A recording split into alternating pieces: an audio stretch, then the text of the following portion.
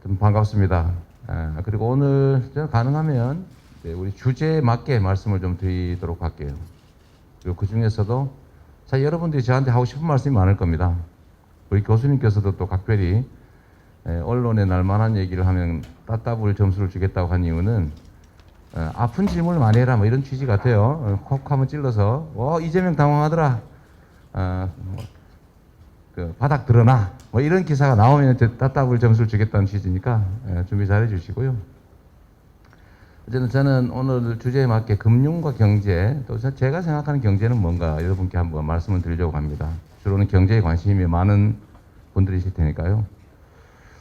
경제라는 언어는 뭐 여러 가지 어원들이 있는데 경세, 재민의 준말이라고 우리가 보통 알죠. 결국 세상 사람이 어떻게 하면 잘 살 수 있을까를 연구하는 학문이라고 생각합니다. 그리고 일부에서 이제 이런 오해가 있죠. 경제는 과학이다. 사실 경제는 정치죠. 근데 마치 통계나 경제 이런 것들이 진리인 것처럼 얘기하는 경우가 있는데 제가 본 경제는 진리나 과학이 아니고 정치입니다. 정치이자 의견입니다. 가치죠, 가치. 제가 금융 얘기를 좀 이런 얘기를 해보려고 합니다. 제가 최근에 기본 금융 이런 얘기를 하니까 저 사람 좀 이상하다 이런 얘기 하는 사람들이 있어요. 아마 여러분 중에도 그런 생각하실 수 있습니다. 제가 기본 금융이라고 하는 개념을 만들어낸 이유는 사실은 경험 때문이에요. 제가 경기도지사 또 성남시장을 하면서 보니까 특히 사회적 약자들이 돈 50만 원을 빌리는데 돈을 빌려주지 않으니까 이제 사채업자들한테 빌립니다. 근데 보통은 50만 원을 빌리면 선이자, 수수료, 뭐 온갖 이름의 뭐 20만 원 떼고 30만 원을 줘요. 아마 이 중에 경험한 사람이 있을지 혹시 모르겠어요.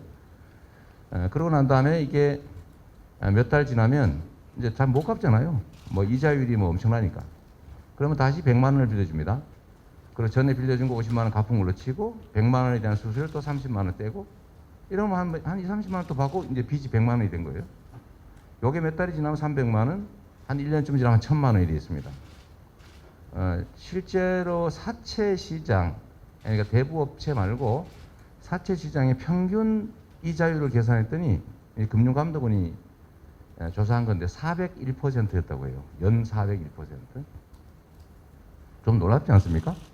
근데 요거는 싼 거예요. 우리가 보통 그 단속, 불법 대부업 단속을 내보면 이자율이 평균은 아니고 보통 1000%, 30,000% 이런 경우도 아주 많이 발견됩니다.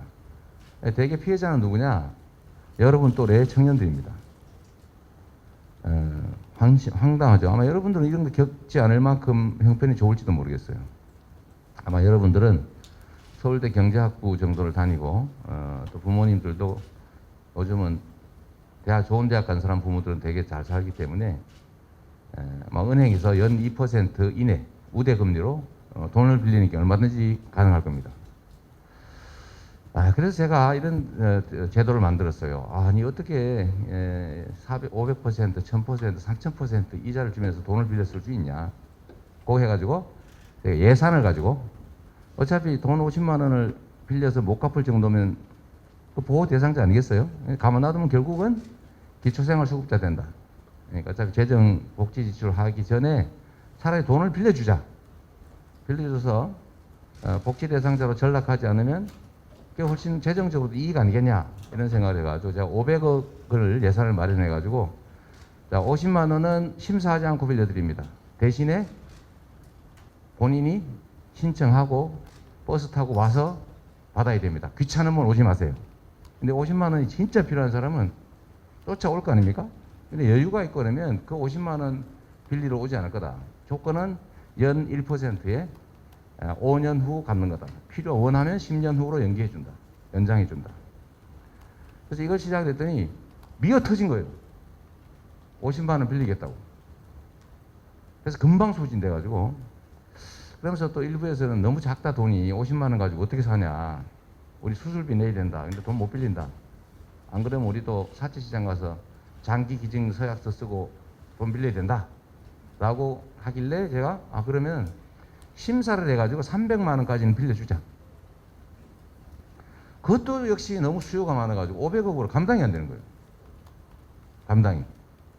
그래서 제가 또 머리를 한번 써봤습니다. 이거를 재정에서 500만 원을 직접 빌려주니까 이게 효율이 떨어진다.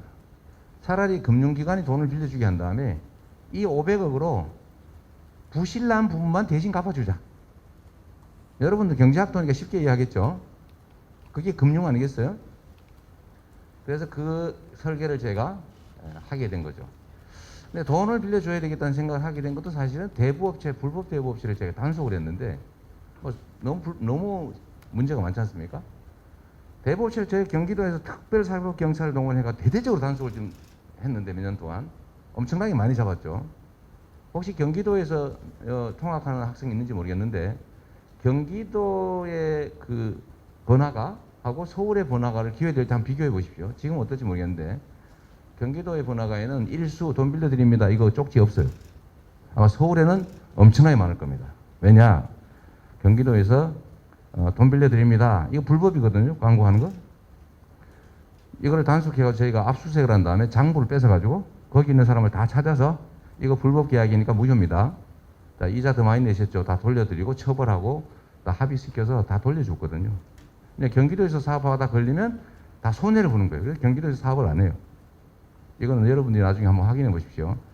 이게 결국은 이건 내 자랑 중에 하나인데 가끔 이런 것도 해야 되지 않겠어요? 저도 뭐 좀 남는 게 있어야지. 그래서 이 한 명의 공직자가 얼마나 큰 변화를 만들어낼 수 있는가의 한 사례인데 하여튼 이걸 막 단속을 하니까 그럼 우리는 그것도 못 빌리면 우리는 죽습니다. 이래서 사실은 또 돈을 빌려주기 사업을 시작한 거예요.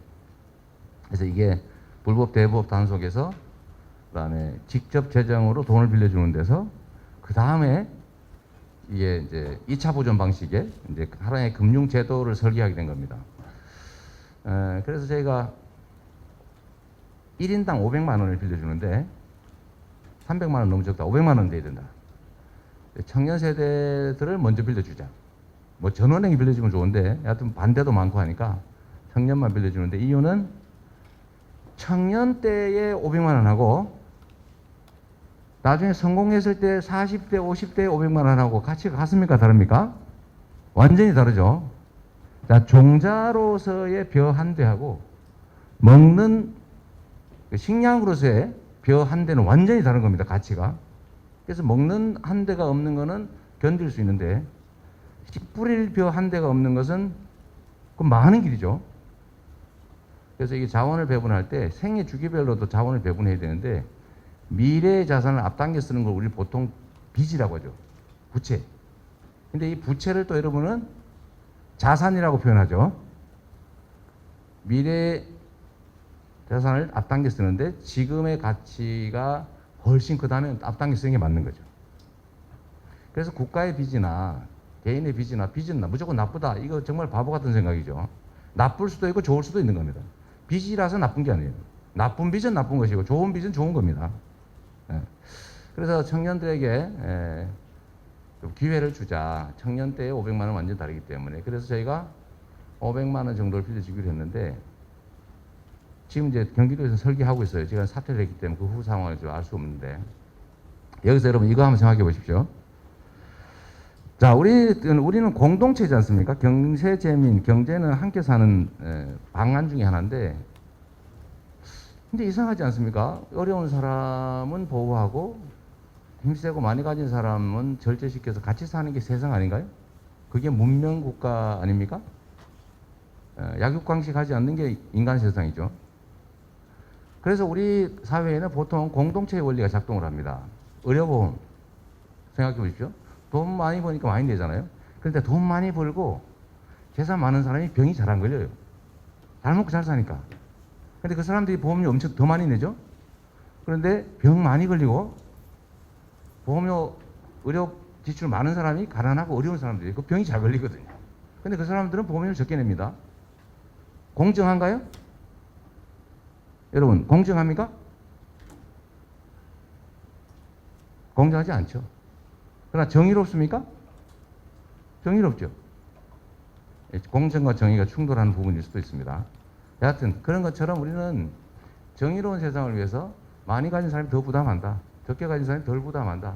이걸 당연하게 얘기하는데 이게 작동하지 않는 영역이 하나 있어요. 그게 바로 금융입니다. 한번 생각해 보세요. 요 앞줄 우리 네 분이 이제 사정이 비슷해요. 예를 들면 돈을 잘 못 갚은 가난한 사람들이에요. 저쪽은 아주 부자예요. 여기 아주 돈을 빌리면 무조건 잘 갚아요. 그러면 이거 왜 잘 붙네. 네. 근데 그럴 때 이분들한테 돈을 빌려준단 말이에요. 금융기관 입장에서. 금융의 원천은 뭡니까? 금이에요. 금융의 원천은 신용이고, 신용의 원천은 현대 국가는 국가 권력이죠. 발권력 그 자체입니다. 그러니까 이거는 우리 국민 모두의 것이라고 할 수 있습니다. 근데 어쨌든 빌려줘요.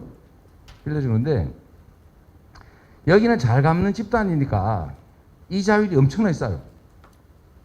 2% 이내, 우대금리 1%대 원하는 만큼 빌려드려요. 원하는 기간만큼 얼마든지 빌려드려요.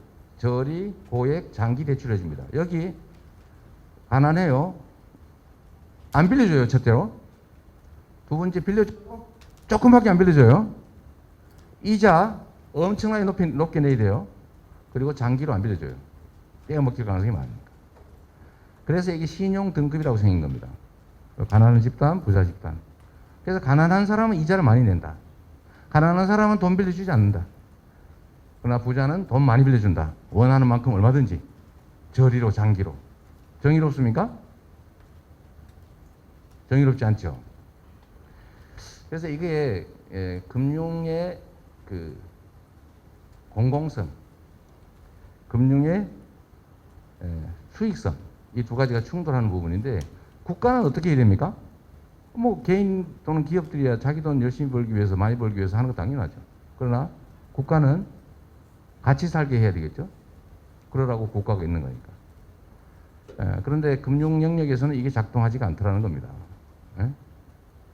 세금도 돈 많이 버는 사람이 더 많이 내는데 가난한 사람은 세금 안 내고 혜택만 보는데 어떻게 금융은 가난한 사람이 더 많이 부담을 하더라. 근데 이 4명 중에서 과연 진짜 다 안 갖고 떼어 먹느냐? 그렇지 않습니다. 신용등급 그 하위라서 은행에서 돈을 안 빌려주는 뭐 5, 6, 7, 8, 9, 10 뭐 이런 등급들은 대부업체에서 돈을 빌리는데 대부업체들은 보통 이자율이 얼마 전까지 24%였죠. 지금 20%로 떨어졌는데 올해 6월부터 떨어졌는데 이 24%, 20%라고 하는 막 살인적인 고금리 이자를 내면서도 95%가 다 갚습니다. 떼어먹는 사람 5%밖에 안 돼요. 근데 이 떼어먹는 또는 어쩔 수 없이 못 갚는 신용불량을 감수하면서 어쩔 수 없이 못 갚는 이 5%의 이 부담을 그 가난한 사람들이 부담하는 거예요. 그 사람들한테 부담시키는 거예요. 이게 정의롭습니까? 금융, 신용이란 국가 권력, 즉 국민 주권으로부터 나오는 것인데 가난한 사람은 가난한 사람들에 대한 책임을 가지고 있어요. 그래서 이거 옳지 않다. 그래서 금융의 공공성이라고 하는 게 그래서 필요한 거겠죠.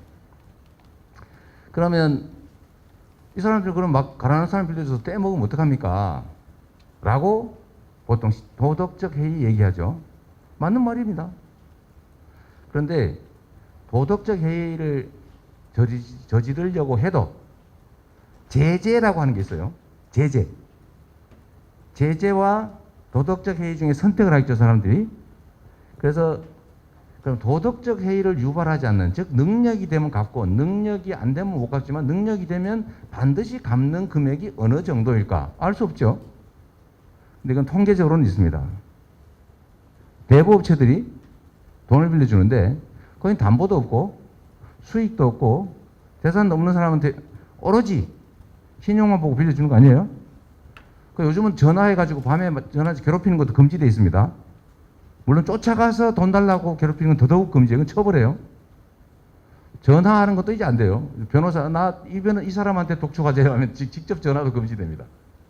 이런데도 불구하고 돈을 갚는 금액이 있더라. 얼마냐? 900만 원대입니다. 통계적으로 그 사람들이 900만 원, 1000만 원 미만은 능력이 되면 반드시 갚더라. 신용불량을 감수하면서 안 갚을 수 없는 금액의 최고치 또는 평균치가 한 900만 원 정도 되는 거예요. 여러분도 한번 생각해 보세요. 내가 돈을 1000만 원을 빌렸어요. 그런데 능력이 돼요. 떼어먹기로 맘먹어요. 떼어먹으면 대가를 치러야 됩니다. 신용불량 등재돼가지고 금융거래도 못하고 취업도 못하고 자기 이름으로 재산도 못 가져요. 자, 이걸 감수해야 되는데 이 비교해보면 어떤 게 더 클까? 그건 여러분이 충분히 판단할 수 있다는 생각이 듭니다. 제가 이 말씀을 드린 이유는 과거에 우리가 족징 인징이라고 하는 아주 우리가 격사 교과서에서 배운 나쁜 정책이 있어요. 세금을 내서 공납을 하는데 공물을 내는데 세금을 내는데 옆집이 안 내면 대신 내야 돼요.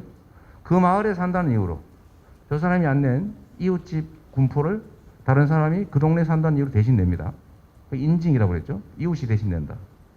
뭐 족징 뭐 이런 건. 항구징포? 뭐 이런 거 여러분들 기억날지 모르겠어요. 시험 보지 얼마 안 돼서 기억날 수 있습니다. 하여튼 이게 정의로운 제도가 아니다. 경제라고 하는 데는 그냥 이 경제 자체는 과학처럼 보이지만 사실은 정치다. 이 말씀 드리고 싶고요. 짧게 이 말씀만 드리고 여러분들 질문이나 의견을 듣도록 하겠습니다. 경제 정책이란 경제 상황을 개선하기 위해서 국가가 뭐 여러 가지 권력적 수단을 동원하는 거죠. 그런데 상황이 바뀌면 정책이 바뀌어야죠. 그렇죠? 객관적 상황이 바뀌어서 당연히 바꿔야 되겠지. 과거는 제가 볼 때 우리 고도성장 사회에서는 투자할 곳은 많은데 투자할 돈이 부족했어요. 그래서 투자할 돈을 확보하면 투자할 곳이 많기 때문에 돈을 벌 수 있었습니다. 즉 투자 기회를 확보하는 것 자체, 투자 자본을 확보하는 것 자체가 매우 중요한 일이었고 그게 결국 정치가 하는 일이었기 때문에 정경유착이 심했고 또 정권 입장, 정부 입장에서는 투자 자원이 한정되어 있기 때문에 몰아줘야 효율적이에요. 그래서 그때는 소위 불균형 성장 전략을 취해서 특정 재벌, 특정 기업을 집중 지원했습니다. 그리고 돈 빌리는 게 이익이었기 때문에 기업의 부채 비율이 막 수백 프로, 쉽게 말해 천몇백 프로 이렇게 올라갔죠. 빌려서 투자하면 남으니까. 지금은 완전히 바뀌었습니다. 투자할 곳은 없는데 투자할 돈은 남아 돌아서 이자를 받기는커녕 마이너스 이자. 즉 지금 100억 빌려가지고 5년 후에는 950억만 갚으세요. 라고 해도 돈을 안 빌려갑니다. 즉 금융이 작동하지 않는다 그 뜻이고 더 본질적으로는 투자할 곳은 없는데 투자할 돈은 남아도는 시대가 됐죠. 그러면 정책이 바뀌어야 되겠죠. 원래 공급과 수요, 이 양측면 중에 공급이 부족할 때는 공급에다가 집중해주면 공급을 하려니까 투자해야 되고 투자하려면 고용해야 되고 고용하니까 소득이 늘고 소득이 늘니까 소비가 늘고 소비가 늘니까 수요가 늘고 다시 또 생산하고 이 선순환이 가능한 사회였죠. 낙수효과 시대. 지금은 완전히 반대가 됐다. 그럼 어떻게 됩니까? 수요가 부족한 시대가 됐으니까 수요를 보강하는 정책이 필요한 시대로 본질적으로 바뀌었다. 그래서 제가 이 점에 대해서 근본적으로 지금 현재 기재부와 의견이 좀 다르기 때문에 가끔씩 기재부와 충돌하는 모양이 벌어지는 거죠. 하여튼 제가 드릴 말씀 여기까지 하고 우리 여러분들 뭐 질문이나 의견에 답하면서 제 의견은 좀 더 추가로 말씀드리도록 하겠습니다. 자, 아까 우리 교수님 말씀하신 준비된 질문들이 있겠죠? 아무나. 네, 가까운 데부터 먼저 하겠습니다. 방식은 여기 한 번, 여기 한 번, 여기 한 번, 앞에 한 번, 뒤에 한 번 이렇게 또 남녀 이렇게 섞어서 하도록 하겠습니다. 네. 편하게 말씀하십시오.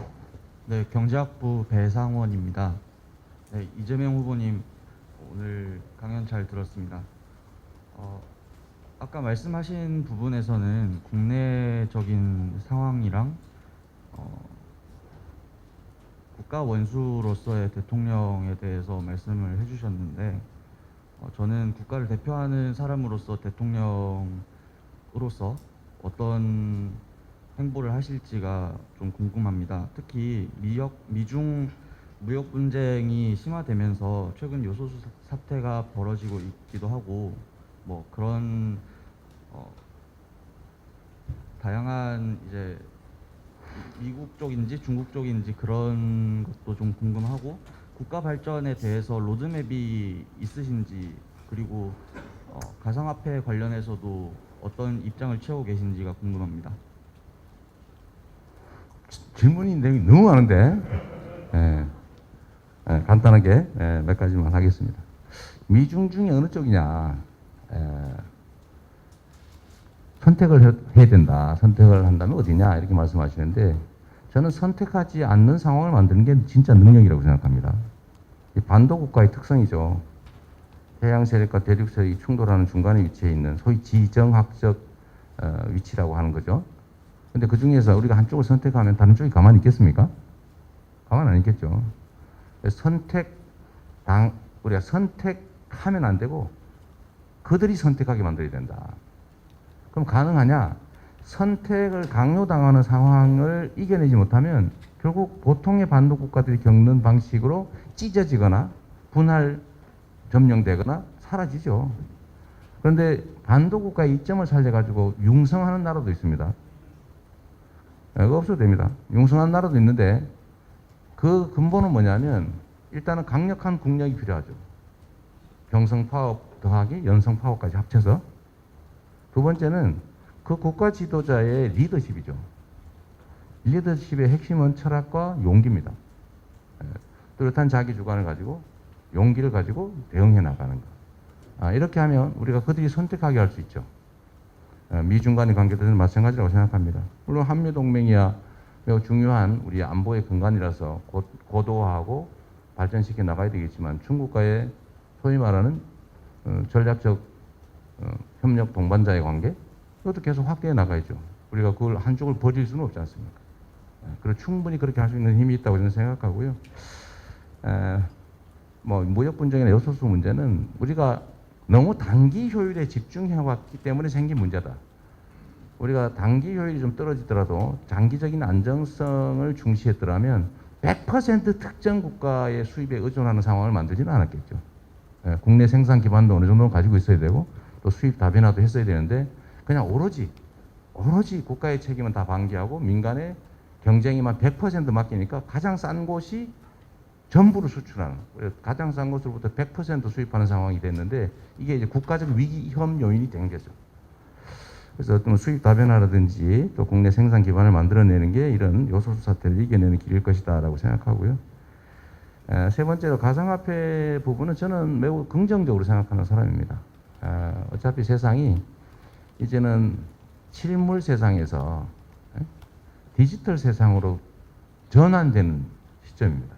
아주 질적인 대전은 아닌데 과거에 매여 있는 사람들은 이걸 이해를 못하죠. 이해를 못합니다. 우리가 겪는 변화는 여러 가지가 있는데 이 디지털 전환이라고 하는 게 있는 거예요. 엄청나게 큰 변화입니다. 그 안에서 누가 가상세계 안에서만 있는 그림을 주택을 설계가 집을 지었는데 그걸 돈을 주고 사고 팔고 있잖아요. 아니 없는 거예요. 그러나 있는 겁니다. 이미 있어요. 그리고 그 안에서 사람들이 활동하고 있습니다.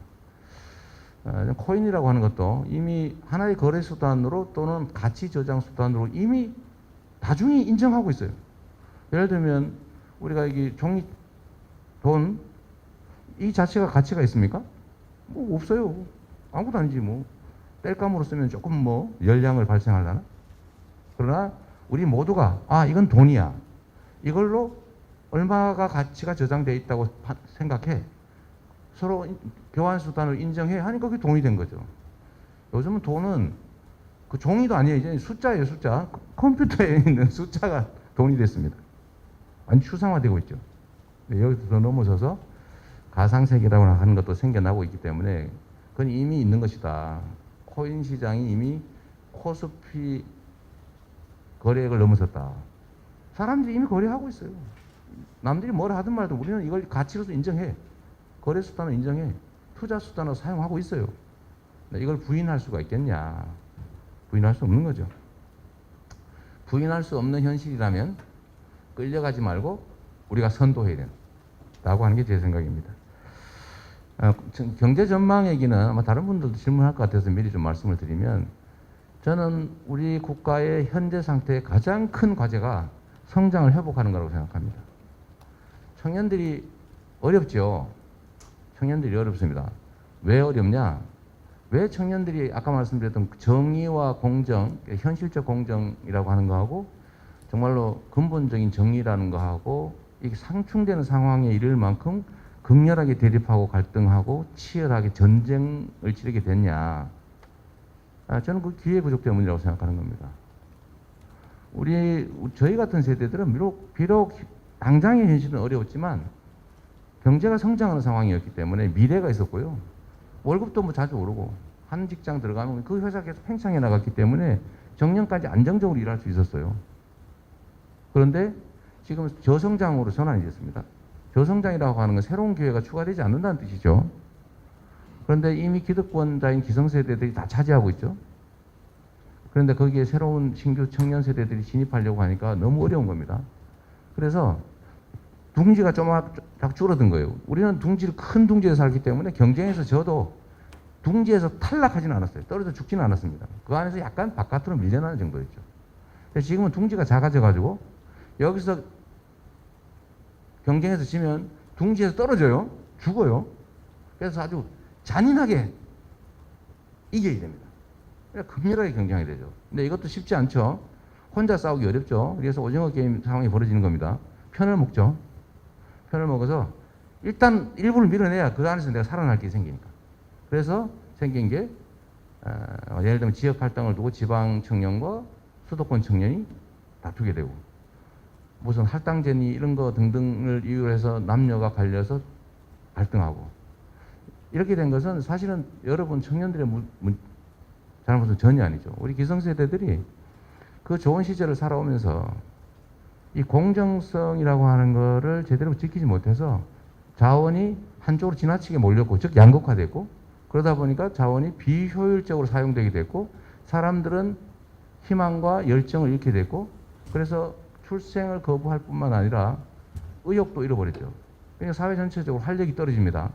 이게 나라가 망하는 길이에요. 이게 심해지면 결국은 체제 위기를 겪게 되죠. 그래서 그러면 이 상태를 어떻게 벗어나냐. 이 작은 둥지 안에서 공정한 경쟁 룰을 만들고 그게 공정하게 지켜주도록 하는 것도 중요하죠. 왜냐하면 거기서 떨어지면 죽는데 죽을 때도 또 탈락할 때도 공정한 룰에 의해서 탈락하면 좀 덜 억울할 거 아닙니까? 근데 그게 우리가 해야 될 최대치인가요? 그건 당연한 거고 그걸 넘어서서 우리가 둥지를 키워야 된다. 즉 성장을 회복해야 된다. 그러면 말이 좋아 성장이지 가능하냐가 여러분이 질문할 거죠. 가능하죠. 왜? 첫 번째는 자원 배분의 비효율성을 극복하는 즉 양극화를 완화하는 공정성을 회복하는 것이 곧 성장의 길입니다. 근본적인 성장을 회복하는 길이죠. 문제는 엄청 어렵다는 겁니다. 이미 이 불공정한 상황에서 특별한 혜택을 받는 사람들 즉 기득권이 있고 좋은 정책으로 세상을 바꾼다고 하는 것은 결국은 기존의 이해관계를 조정하는 것인데 이 이해관계 조정에서 손실을 보게 될 사람들이 힘센 사람들이기 때문에 저항이 엄청납니다.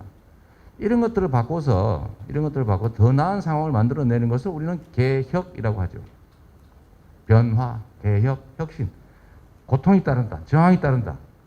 그러나 우리가 옳은 길이라고 생각하면 저항과 고통이 따르더라도 그 결과를 만들어내야 진짜로 세상은 변하는 거고 자원 배분도 효율화되고 양극화의 속도도 좀 줄고 그 다음에 결국 양극화가 좀 완화된다면 아까 얘기했던 자원 배분의 비효율성에 따른 저성장 문제는 조금은 개선될 수 있다.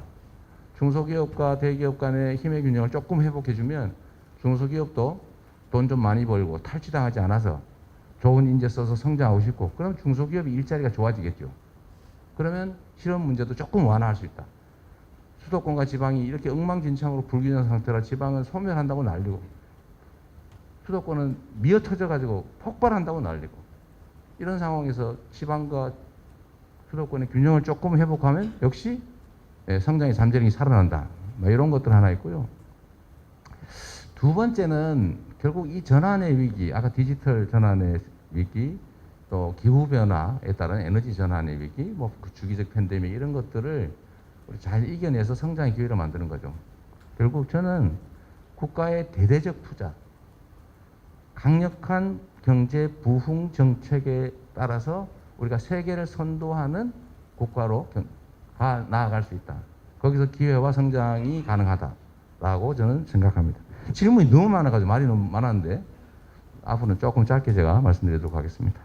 이번에 왼쪽 마이크는 오른쪽으로 주세요. 오른쪽 뒤에 합시다. 오른쪽 뒤에 혹시 네, 저 맨 뒤에 남학생 하시죠. 그리고 다음은 왼쪽으로 가도록 하겠습니다. 마이크가 하나밖에 없나 봐요? 아, 그럼 순차적으로 가도록 합시다. 네. 네. 그 자유전공학부 정보현이라고 합니다. 다름이 아니라 아까 기본금융 정책 이야기해 주실 때 그 50만 원씩 그 500억의 재원을 이제 빚 채무를 탕감하는데 이제 사용하셨다고 하셨는데 그것의 정책 효과가 궁금합니다. 예를 들어 그 50만 원이나 900에서 1000만 원 정도를 나중에 지원하실 계획이라면 그것이 이제 실제로 어떻게 그분들에게 도움이 되었는지, 그리고 그분들이 나중에 다시 그 돈을 빌려가지 않으시는지, 혹은 사실 900만 원이나 50만 원이나 그렇게 뭔가 사업을 일으키거나 아니면 자신의 모든 채무를 갚기에 큰 돈은 아니므로 이게 500억을 그냥 수중에 던져버리는 것이라고 생각하는 사람들이 있을 것 같은데, 혹시 이것에 대해서 사후적인 정책 효과가 뭐 정책 기획과에서 증명이 되었는지, 혹은 이제 생각을 하시는 부분이 있는지 여쭤보고 싶습니다. 감사합니다. 일단 결론적으로 시행한 지가 2년밖에 안 되기 때문에 검증은 현재로는 불가능하다라는 점이고요. 두 번째, 이론적으로 예측을 한다면 복지적 대출, 그러니까 대출 형식의 복지, 이거라고 보면 되죠. 우리도 서민금융이라는 거 많이 하거든요. 이미 하고 있는 게 많아요. 가난하지만 갚을 능력이 없지만 돈을 빌려주는 거죠. 그러니까 채무 불이행을 각오하고 그런 유형 중에 하나라고 보시면 될 것 같고요.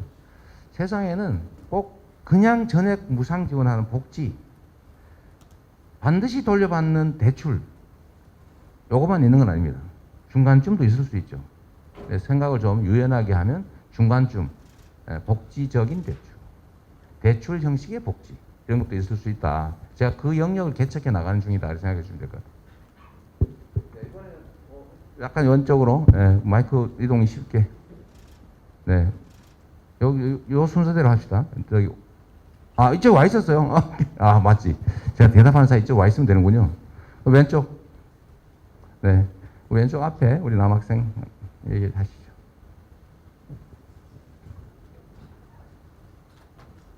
네, 경제학부 이창호라고 합니다. 저는 현재 우리나라가 직면한 문제 중 나라의 장기적인 운명을 좌우할 수 있는 가장 중요한 문제가 저출산 문제라고 생각합니다. 작년 기준으로 합계 출산율이 0.84명대까지 떨어졌고 서울은 0.64명대까지 급격히 하락하였습니다. 이는 부동산 가격의 폭등, 청년 취업난 심화, 갈수록 깊어지는 남녀 갈등 등 복합적인 요인에서 비롯되었지만 결국 가장 주요한 요인은 경제적인 요인인 것 같습니다. 현재 우리나라의 출산 장려 예산은 연 40조 원이 넘을 정도로 막대한 돈이 투입되고 있지만 전혀 효과를 내지 못하고 있는 상황입니다. 이재명 후보님도 저출산에 대처하기 위해 출산휴가, 육아휴직, 자동 등록제 도입, 임신 노동자 대체 인력 인건비 지원 등의 방안을 생각하고 계신 걸로 알고 있습니다.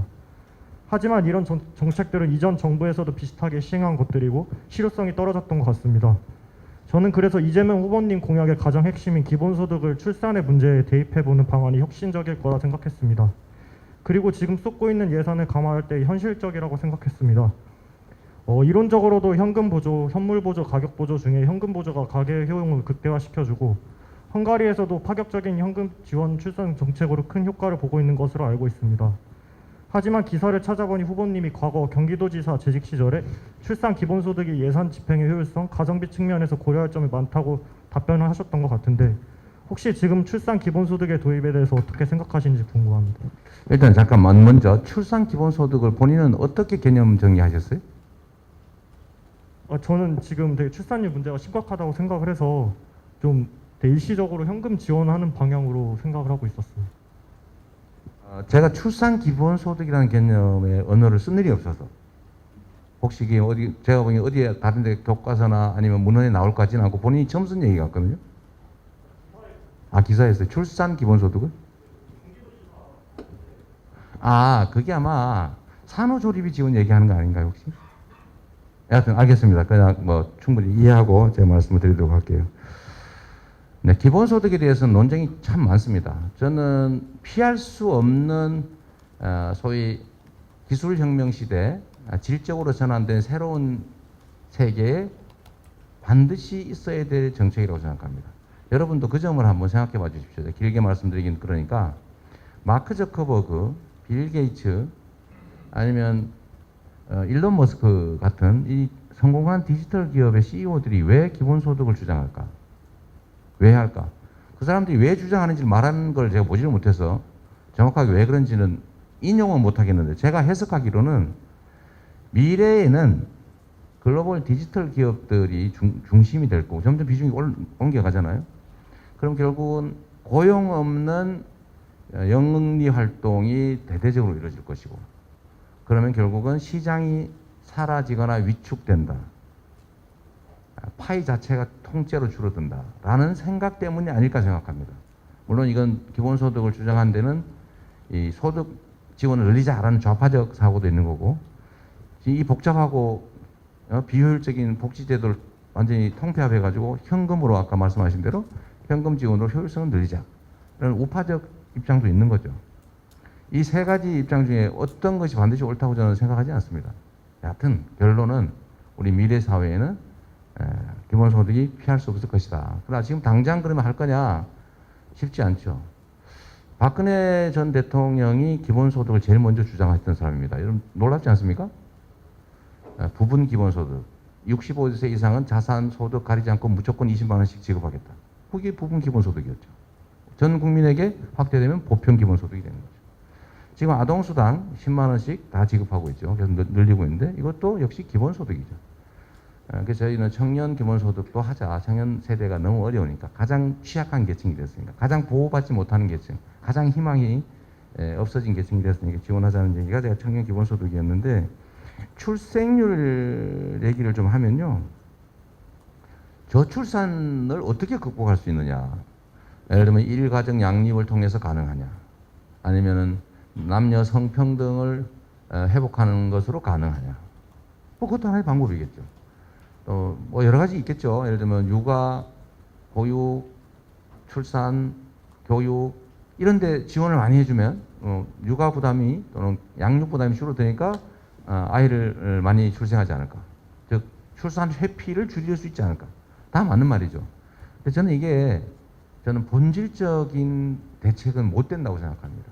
가장 본질적인 문제는 문제 속에 답이 있잖아요. 가장 본질적인 원인은 미래가 없다는 겁니다. 전쟁을 겪을 때도요. 사람들은 내가 지금 힘들게 살지만 내 다음 세대는 지금의 나보다는 훨씬 더 행복하고 더 나은 삶을 살 것이다 라고 기대했어요. 그래서 출산을 많이 했어요. 그런데 지금은 아마 인류 역사에 처음일 겁니다. 기성세대도 청년 세대는 너무 어려워. 나보다 더 힘들 거야. 청년 세대는 이렇게 생각합니다. 내가 새롭게 만들어낼 내 다음 세대는 나보다 더 어려울 텐데 나도 이렇게 고통스러운데 나보다 더 고통스러운 미래를 내 자식들한테 물려준단 말이야. 나도 고생해 가면서 뭐하러 해 그거를. 이게 제일 큰 원인일 겁니다. 결국은 사회 전체의 희망을 만들어내야죠. 좌절과 절망이 아니고 그래 더 나은 세상이 가능해. 라고 믿어지는 세상을 우리가 만들어내야 됩니다. 물론 매우 추상적이고 답답한 소리일 수 있는데 그 중에 하나가 저는 성장의 회복이라고 보는 거예요. 기회가 좀 늘어난다. 그래 취업하는데 별로 문제가 없어.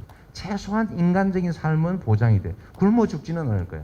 노인이 돼서 종이 박스 줍다가 길거리에서 얼어 죽지는 않을 거야. 라고 믿어지는 사회라야죠. 성장을 회복하고 복지를 확대하고 기본소득을 도입해서 최소한의 인간적 존엄을 유지할 수 있는 삶은 보장이 된다. 라고 믿어져야 되겠죠.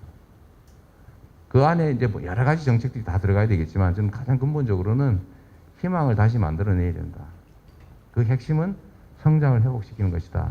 라고 생각합니다. 네, 마이크 어디 가지고 있어요? 그 근처에 손 드신 분 주세요. 네, 가까운데. 우리 여학생 한 분도 아닌데 앞에 여학생 그리면 되겠네. 네.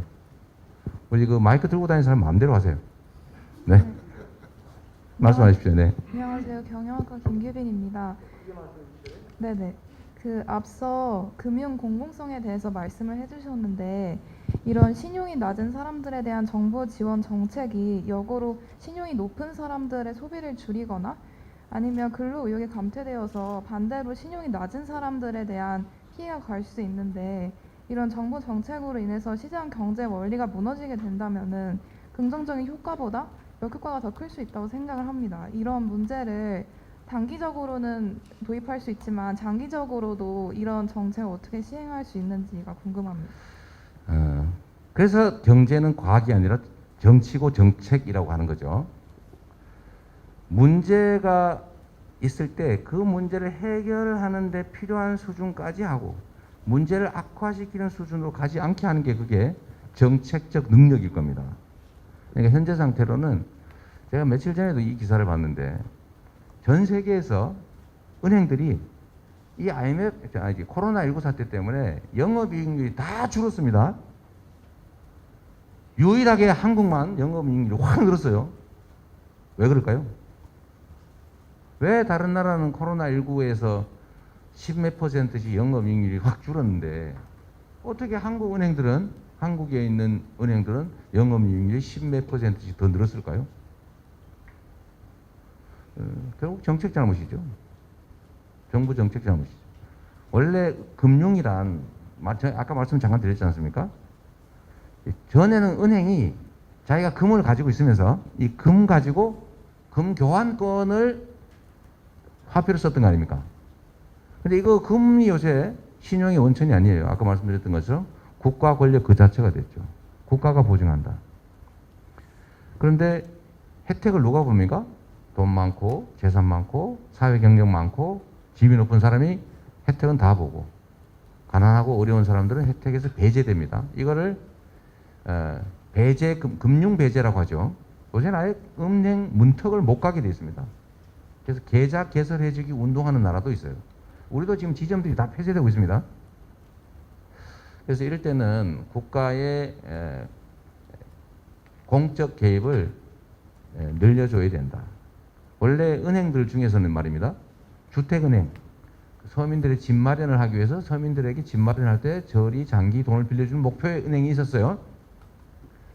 그 다음에 국민은행, 서민들의 금융자산을 만들어주기 위한 목표의 은행이었어요. 돈 버는 목표가 아니고. 그런데 이게 소위 IMF를 거치면서 전부 창업은행이 됐습니다. 오로지 돈을 버는 게 목표인 금융기관으로 싹 바뀌었는데 역시 한번 여기서 질문해 볼 수 있죠. 우리가 어쩔 수 없이 그렇게 됐지만 과연 그게 정의로우냐?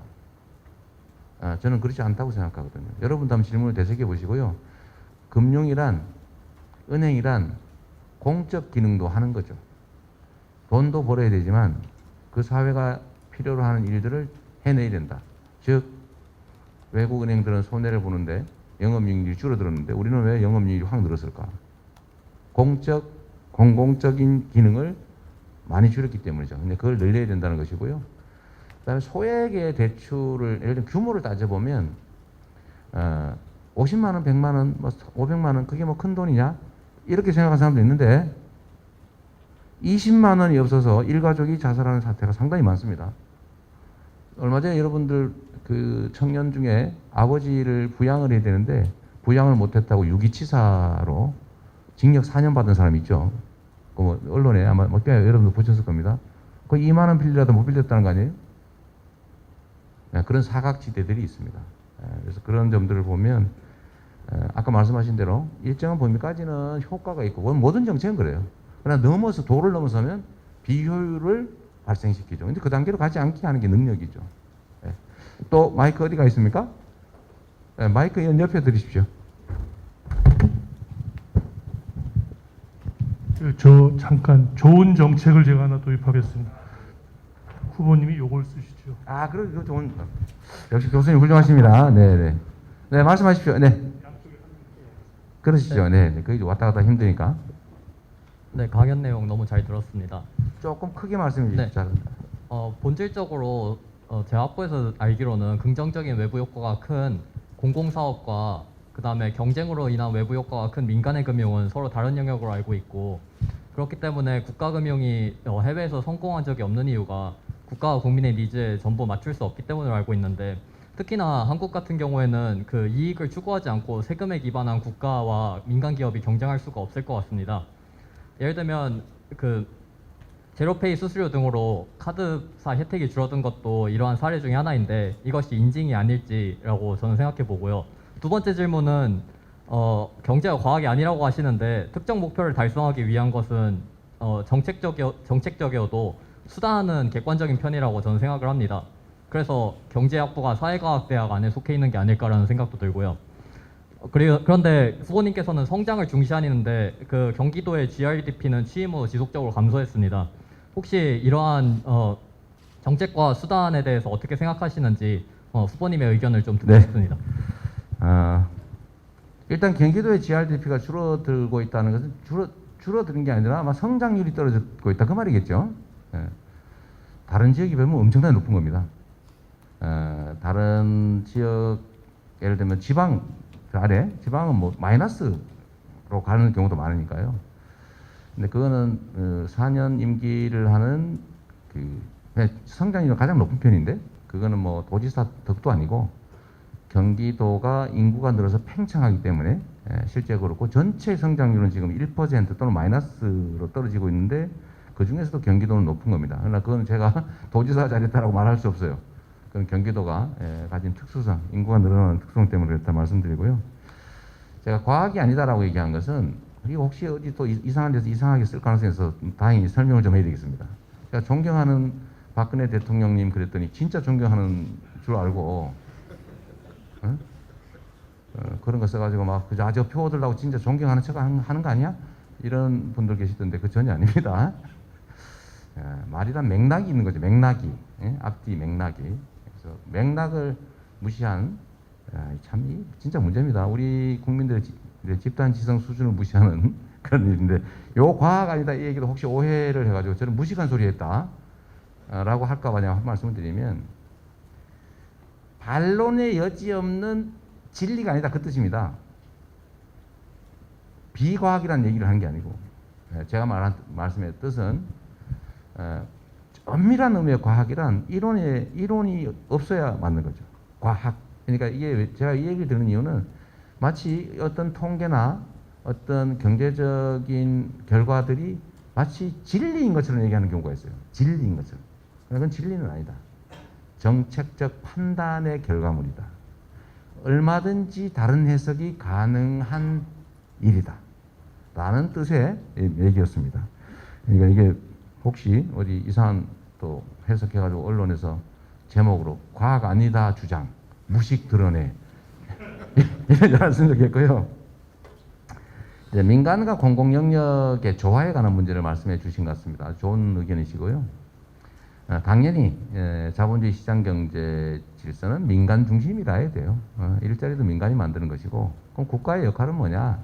민간이 자유롭게 창의와 혁신을 발휘할 수 있게 해주는 것이죠.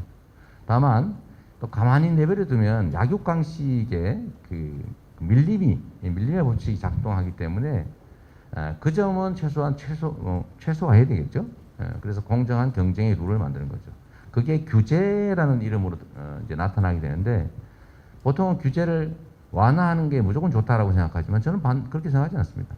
규제란 경쟁과 창의, 효율을 제고하는 규제는 강화해야죠. 즉 독점을 막다든지 예를 들면 독점으로 행포를 부린다든지 이런 걸 막아야죠. 그건 규제죠. 그것도. 그러나 필요하죠. 그러나 또 규제 중에서도 이제 창의와 혁신, 합리적 경쟁을 가로막는 그런 규제도 있습니다. 그런 것은 또 완화하거나 없애야 되겠죠. 그러면 그 경계선이 도대체 어디냐? 이거는 역시 정치적이죠. 이건 가치 판단이 많이 작동할 수밖에 없는 거죠. 그래서 제가 아마 경기도 공공배달앱 가지고 말씀을 하셨을 수도 있는데 저는 혁신의 결과를 존중한다. 그러나 혁신의 결과가 아니고 독점의 횡포는 허용하면 안 된다. 어쩌면 이제 디지털 세상이 열리고 있기 때문에 플랫폼은 상당한 경우는 디지털 인프라다. 디지털 SOC에 해당할 경우가 많다. 그러니까 독점해가지고 그거를 폭리를 취하거나 이렇게 하지 않도록 경쟁할 수 있는 상황을 만들어주는 것도 중요하고 또 기본적인 인프라 위에서 민간이 창의와 혁신이 가능하게 하는 것도 국가의 역할이다. 국가가 사실은 선도적 투자를 좀 해줘야 되는 거죠. 또 그 다음에 이 앞줄에 너무 안 해서 앞줄로 잠깐 오십시오. 누가. 또 여기 왼쪽은 없고 이 앞줄에 하시죠. 네, 우리 마이크맨이 알아서 마음대로 하십시오. 네, 후보님 말씀 잘 들었습니다. 저는 경제학부 류정석입니다. 최근 후보님께서는 전국민 재난지원금이나 국토보유세 신설 등과 같은 경제정책을 제안하셨다가 반대 여론이 높아지자 철회하신 바가 있습니다. 그렇다면 후보님께서 제안하신 정책들이 국가와 국민을 위해 꼭 필요한 정책이 아니라고 생각하셨거나 신중히 검토해보지 않으셨음에도 포퓰리즘 차원에서 대선에서 표를 얻기 위해 제안하신 것인지, 아니면 꼭 필요한 정책이라고 생각하셨음에도 국민의 반대 여론이 높기 때문에 정책을 철회하신 건지 궁금합니다. 그리고 또 만약 이 정책들이 국가와 국민을 위해 꼭 필요하다고 생각하셨음에도 국민이 반대했기 때문에 철회하신 것이라면, 이제 대통령이 되신다면 국민들의 반대 여론이 높음에도 불구하고 국익을 위해서 반드시 실현해야 하는 정책들, 예를 들어서 뭐 국민연금 개혁이나 건강보험 개혁과 같은 과제들이 있을 텐데 이런 정책들을 제대로 추진하실 수 있을지 궁금합니다. 네, 아주 아픈 지적일 수 있는데 그건 전제가 약간 다르기 때문에 크게 아프진 않습니다. 저는 철회한 일이 없어요. 이건 철회가 아니고 기본적인 원리를 말씀드린 겁니다. 일단 전국민 재난지원금은 저는 국가의 재정은 한계가 있기 때문에 가능하면 효과가 중첩적으로 나타나게 하는 게 진짜 실력이라고 생각해요. 단순히 현금만 국민 가계 지원을 하면 요즘은 소위 축장이라고 그러죠. 축장. 경제학도들이시니까 잘 아실 것 같고 쌓아놓잖아요. 안 쓰고. 왜냐하면 미래가 불안하니까. 일본이 헬리콥터 머니를 많이 뿌렸지만 효과가 없었다는 겁니다. 이유는 단순해요. 주면 그냥 저금해버려요. 근데 이거를 이제 우리 극복하기 위해서 아마 여러분도 보셨을지 모르겠는데 썩는 화폐를 개발해야 된다는 얘기가 경제학자 중에 있었습니다. 썩는. 그러니까 자꾸 축장을 하니까 지원을 해줬더니 아예 그냥 일정 시간이 지나면 썩어버리는 그런 화폐로 지원하면 소비가 잘 되지 않을까? 정책 목표를 잘 달성할 수 있지 않을까? 소비하라고 지원하는 거니까 쌓으라고 지원하는 건 아니거든요. 근데 이 썩는 화폐가 드디어 개발이 됐습니다. 그게 이재명이 만든 소멸성 지역화폐죠. 3개월 지나면 없어집니다. 그리고 어디 써야 됩니다. 당신네 지역에서만 써야 됩니다. 라고 하는 시간, 기간과 사용처, 사용 방법이 제한된 전자화폐가 드디어 나온 거예요. 그래서 우리는 작년에 1차 재난지원금 지급할 때 13조 원 정도에 불과한 1인당 한 7만 원, 6만 원, 7만 원 이 정도를 지급했는데 작년 여러분들 기억하실지 모르겠는데 작년 5월, 6월, 4월부터 5월, 6월 1차 재난지원금 지급되던 2달 동안 소매 매출이 엄청나게 늘어났습니다. 그죠? 통계적으로도 준 돈 더하기 31%를 더 썼다. 경제 효과는 180%가 났다. 이게 정부 공식 발표입니다. 그런데 2차, 3차, 4차 40조 원을 지원했죠. 선별해가지고. 뭘로 줬습니까? 현금으로 줬죠. 효과 있었어요? 받는 사람만 좋았겠지. 그러나 그게 순환이 안 되니까. 여러분이 잘 아시겠지만 경제는 순환이죠. 적은 돈이라도 많이 순환하면 경제 효과가 크고 큰 돈이라도 순환 안 하고 딱 멈춰버리면 효과가 없는 거 아닙니까? 그래서 이 소위 소비 승수, 재정 승수 이런 효과가 있는 방식의 1차 재난지원금이 정말로 효과가 컸다는 걸 우리가 알고 있어요. 이중 효과가 있었기 때문에 그렇습니다. 첫째는 소득 지원 효과는 당연하고 두 번째 거기 더하기 3개월 이내에 반드시 당신이 사는 지역의 골목에서 소상공인 자영업자한테만 써라 라고 했더니 동네가 살아난 거죠. 소상공일수록 대형 유통기업보다 당연히 소비 승수 효과가 크겠죠. 왜냐하면 동네 사람들은 내가 가난하기 때문에 막걸리를 팔아서 돈을 벌면은 내가 신발이 떨어졌기 때문에 신발을 사야 되고요. 신발 가게 주인은 그 돈으로 돈 벌면은 통닭 사 먹어야 되고 통닭 주인이 통닭 팔면은 닭을 사와야 돼요. 순환이 빠르단 말이에요. 그래서 효과가 있었던 것이고요. 그래서 저는 재난 소비 쿠폰 형태의 재난지원금 또는 소득 지원은 앞으로도 계속 해야 된다라고 생각하고 있는 것이고 그것이 주기적으로 이루어지면 그게 기본소득이죠. 주기적으로 1년에 한 번이든 두 번이든 꼭 한 달에 한 번 해야 된다 보면 없어요. 정하기 나름이니까. 그래서 앞으로도 할 생각인데 이번에 왜 이거를 철회했냐? 이건 철회한 게 맞는데 이번 정기 국회에서 내년 본 예산에 넣는 것, 요 일회적인 거를 제가 포기한다. 왜? 내가 끝까지 주장할 수도 있는데 정부도 어렵다 그러고, 특히 지금 당장 소상공인 지원을 더 늘려야 되는데 이것 때문에 태클이 걸려서 앞으로 못 나간다. 그러니까 소상공인 지원을 하려면 야당이 협조를 얻어야 된다. 야당이 이것 때문에 협조를 안 한다. 우리가 어떤 가치나 정책을 주장하는 것도 중요한데 더 중요한 것은 실질적인 국민의 삶이 개선되는 거니까 내가 포기한다라고 한 거지, 이 정책 자체를 포기한 건 아닙니다. 이번 본 예산에 넣는 것을 양보한다, 이런 거였죠. 국토보유세 얘기는 제가 국토보유세 정책 자체를 안 하겠다 그런 게 아니고, 이거는 누구나 동의하는 거예요. 우리나라가 토지 보유 부담이 너무 적다, 전 세계에서.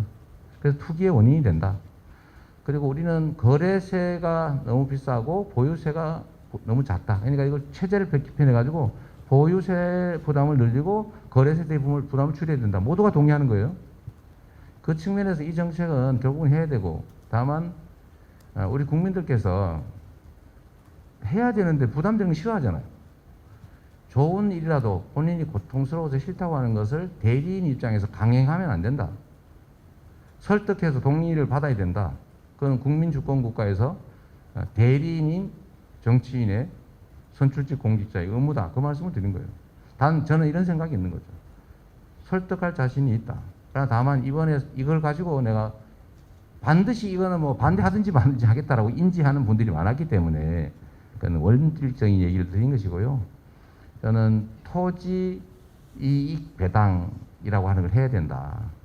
토지는 우리 전 국민의 공통의 소유이고, 그래서 공개념이라고 하는 게 있으니까 부담을 지금처럼 너무 낮게 하는 게 투기 원인이 되고, 부의 양극화를 심화시키고 사람들의 근로 의욕을 저해시키고 주택 문제, 토지 투기 문제를 발생시키지 않냐라는 측면에서 필요하지만 국민이 동의하지 않으면 자제한다. 최대한 설득해서 동의를 받겠다. 그 말씀을 드린 겁니다. 당연히 정치인이 자기 주장이 있어야죠. 그리고 그 자신의 정치적 가치, 철학 관철하기 위해서 노력해야 되지만, 대통령은 국민의 지배자가 아니기 때문에, 국민을 대표하는 대리인이기 때문에 최대치가 국민의 뜻입니다. 국민의 뜻을 넘어서는 그런 건 독재라고 하죠. 포갑이죠, 포갑. 자기가 아무리 옳아도 자기 뜻을 관철하기 위해서 국민의 의사에 반하거나 거스르면 안 된다. 그건 너무 당연한 것입니다. 네, 또 이번에는 오른쪽에 아무나 저기 뒤에 학생 흰옷 입으신 분. 네, 안녕하세요. 경제학부 이덕형이라고 합니다. 국토보유세 관련해서 질문이 있는데, 국토보유세가 토지 배당으로 이제 효과를 발휘하기 위해서는 이제 세금이 전가가 안 돼야 된다고 알고 있습니다. 근데 비탄력적이기 때문에 전가가 안 된다는 그런 의견이 있는 걸로 알고 있는데, 실제 연구 결과를 보면은 일부 그 이제 임차인에게 전가가 되는 부분도 많이 있고, 실제로 쓸모 있는 토지 같은 경우에는 탄력적 공급이 된다고 알고 있고, 또 우리나라 구조상 토지 자체가 좀 마켓 파워를 가지고 있어가지고 독점력을 행사하는 경우도 있어서, 과연 토지 보유세가 진짜 이제 토지 배당으로서 소득 불평등을 완화할 수 있는 그런 기구가 될 수 있는지에 대해서 근본적인 의문이 있는데, 이에 대해서 네. 답변 부탁드립니다. 이제 앞으로는 저 이름을 바꿔주세요. 국토보유세라고 하지 말고 토지이익배당이라고 좀 바꿔주시면 좋겠습니다. 그건 하나의 한 측면에 불과하니까. 부담과 지출 양 측면이 전체를 이루고 있는데, 정치적 목적으로 사실은 부담 부분만 강조하는 거죠. 이재명 세금만 거들라고 해. 그러나 그건 사실이 아닌 거죠. 그거는 토지에 관한 부담을 늘리는 것은 불가피하고, 국민들이 저항하고 부담을 느끼기 때문에 이걸 전체 국민들에게 전액 공평하게 배당하는 정책을 할 필요가 있다. 그러면 토지 없는 사람 또는 토지가 적은 사람 90% 이상은 내는 것보다 받는 게 많거나 아예 안 내고 받는다.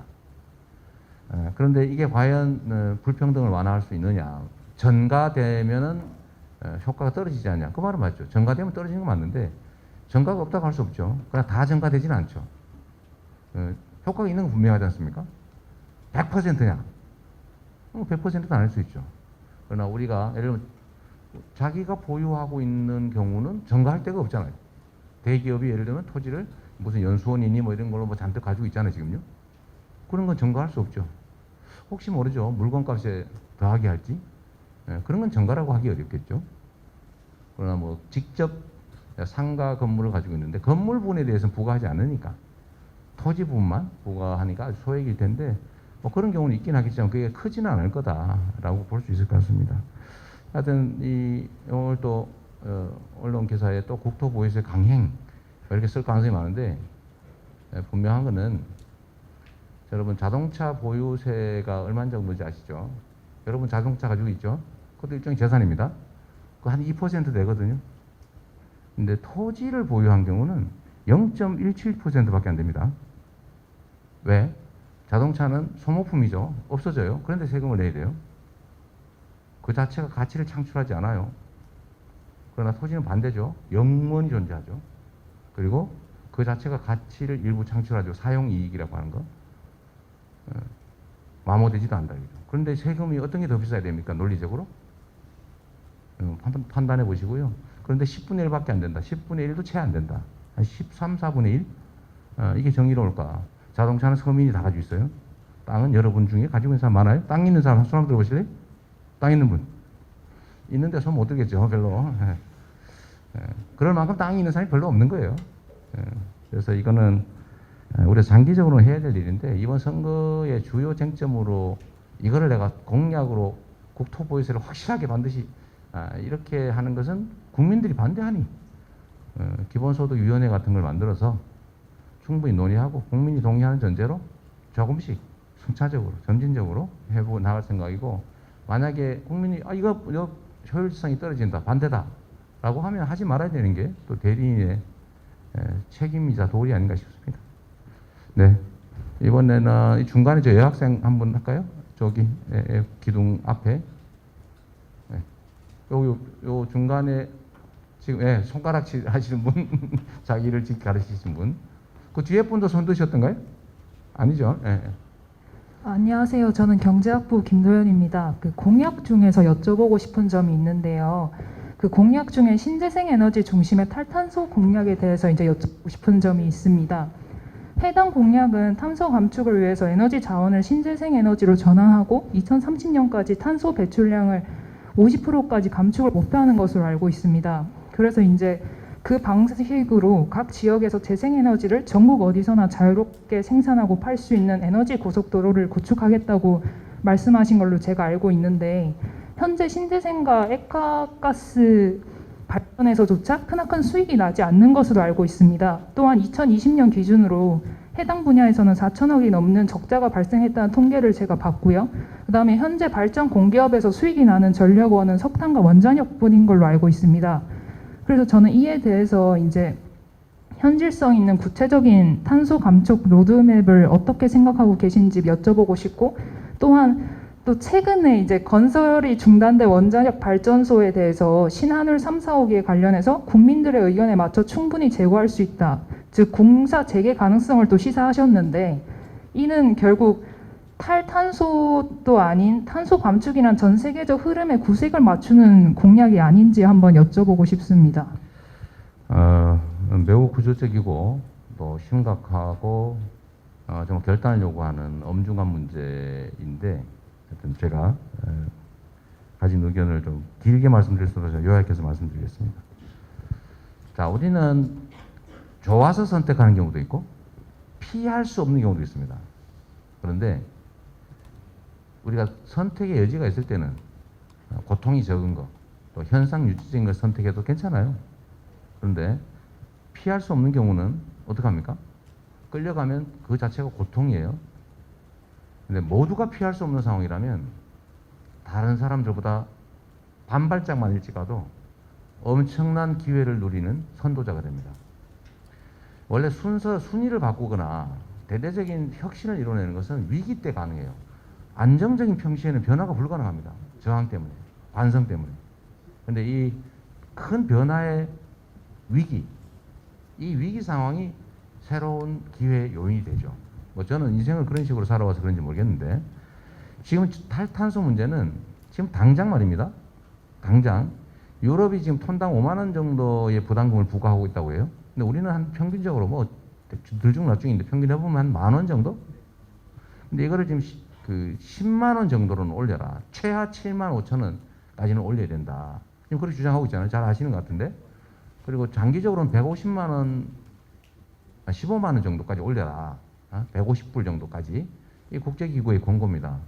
그런데 당장 한 2, 3년 후부터 지금 탄소 국경 조정 부담금 또는 탄소 국경세 이런 걸 지금 유럽하고 미국이 부과하겠다고 공언을 했어요.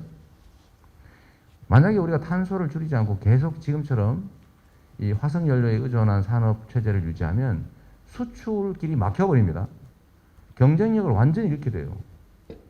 정확한지 모르겠는데 철강 1톤 생산에 탄소가 1.5톤이 배출된다고 합니다. 철강 1톤에 도대체 얼마를 유럽, 미국 수출할 때 부담을 시게 됩니까? 그런데 만약에 우리가 이런 식으로 끌려가지 말고 반대로 우리가 먼저 빨리 부과를 해가지고 국내에 수입되는 그 수입 상품에 대해서 당신들 부가액이 적으니까 우리 더 많이 받겠다. 그래서 부과해가지고 받으면 국부 유출이 안 되고 우리 국가에 도움이 되겠죠? 자, 끌려갈 거냐? 끌려가다가 도태의 위험을 겪을 것이냐? 우리가 힘들지만 반발적으로 일찍 가가지고 우리가 선도해서 끌고 갈 거냐? 이거는 정말로 중요한 선택입니다. 근데 그러려면 일단은 대대적인 투자가 필요하겠죠. 당연히 투자해야죠. 민간이 자율적으로 할 수 없어요. 탈탄소 사회로 가기 위해서 지금 어떤 분은 40% 목표 책정한 파리 협정에서 우리가 제시했잖아요. 우리 40% 30년까지 감축하겠다.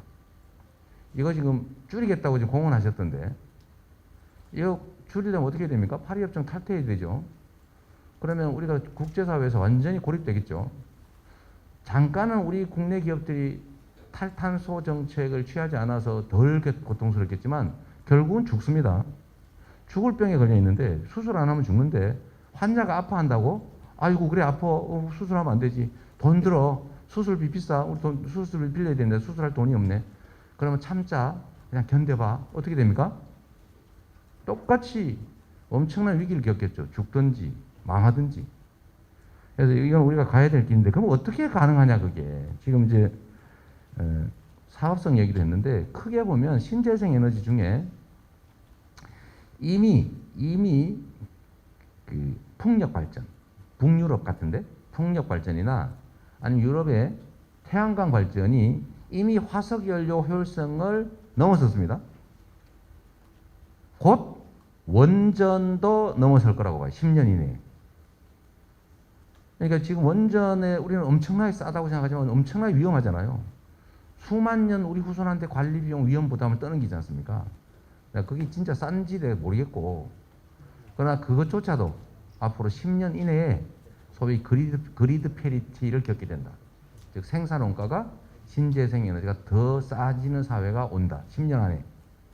일반적인 예측이에요. 그러니까 그 방향으로 가야 되는데 결국은 끌려갈 수밖에 없습니다. 대신에 우리가 조금만 일찍 가면 새로운 길이 열리겠죠. 그래서 제가 에너지 고속도로를 얘기한 이유는 지금 뭐 저기 당진 이런 데서 막 석탄 막 떼가지고 막 전기 막 만들어내가지고 막 공기 마구 오염시키면서 생산을 해가지고 전국으로 보내주고 있잖아요. 반대로 가자 이제는.